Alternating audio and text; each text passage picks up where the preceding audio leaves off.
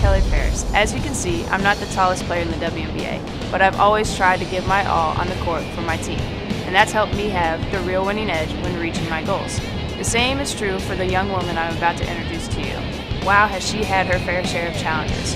When she could have given in to defeat, she didn't. She keeps moving forward, on the court in basketball and in life.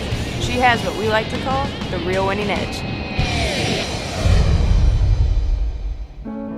I was in 8th grade and I had this type of burden on my back. I found the strength to tell my mom what's been going on and what's been bothering me. My dad had been sexually abusing me. I love basketball because it's always been my safe place. When somebody does take the ball away from me, I just turn around and say to myself, what should I do better next time? I can go out on the court and there's no one out there that can hurt me or touch me, or I can truly be myself. Callie's leadership style is more of a quiet leader. I mean, she's not somebody that's going to berate her teammates. She's very supportive of her teammates, often offering them positive suggestions, especially in practice. Callie is able to turn the page quickly when adversity strikes, and I think that's huge, especially on the basketball floor, but more importantly in life. And she's always taking younger players under her wing, and she's always concerned with how her team is doing and not just how she's doing. She has a crazy schedule. She is a basketball player. She works at Zoinks, a very active social life, and through it all, everything is always done with 100%, never an excuse, never late, always actively participating in class and trying her best. And it's Callie that's not only doing her work, but she's encouraging everybody else to do the same. I love helping out my teammates now, and my ultimate goal for when I leave high school and go out into the real world is I really want to mentor children, and I also think I'd be a very good educator. We both work together at Zoinks Fun Factory. She wants to make sure everyone's happy all the time. She doesn't like seeing one frown on anyone's face. How I'm able to fit in everything in my schedule with playing 3 sports and being class president, find like an inner strength type of thing where I set goals for myself. I'm currently in the foster care system. My family hit very hard trials. My dad had been sexually abusing me, and at that point I sort of saw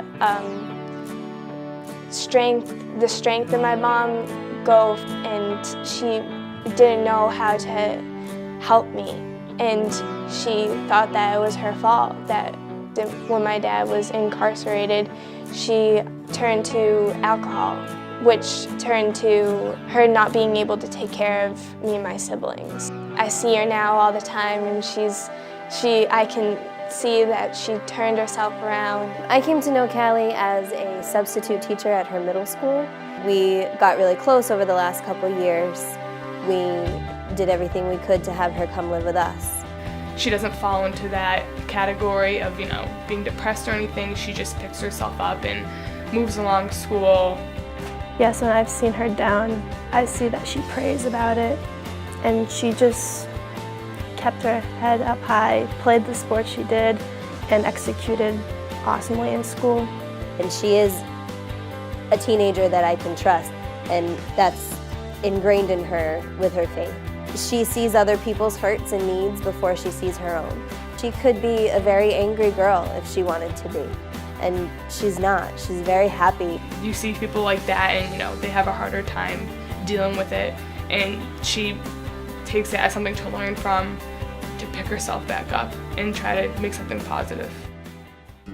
I've always grown up very religious and very close to God. I remember when I was younger and I would sleep over my Nana's house, she'd pray for hours. She'd help me say my prayers. I think that's where it all started when I was younger with my grandmother and my relationship with God. When I was in my darkest time and I was hurting the most, that's when I really drew closer to God, and I found that a lot of my prayers have been answered, because when I look back now, I never thought I could make it as far as I did and be the person I am today. And having a relationship with God, that's really helped me a lot in my life. When God has answered my prayers was last year. My brother, he got in a very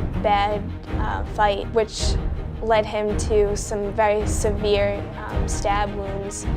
It was a very big miracle that my brother is still alive today, and I just thank God every day that my brother is still alive. My advice to kids that are experiencing the same things that I have gone through, don't be scared to use your voice. Using my voice was the best thing that I ever did, and that feeling of not being tortured anymore and abused and being scared at night to go to bed is the best feeling in the world. And you just really need to find the strength to tell somebody. What's given me the real winning edge in life is my faith in God and overcoming my weaknesses and the dark times in my life and being able to be successful.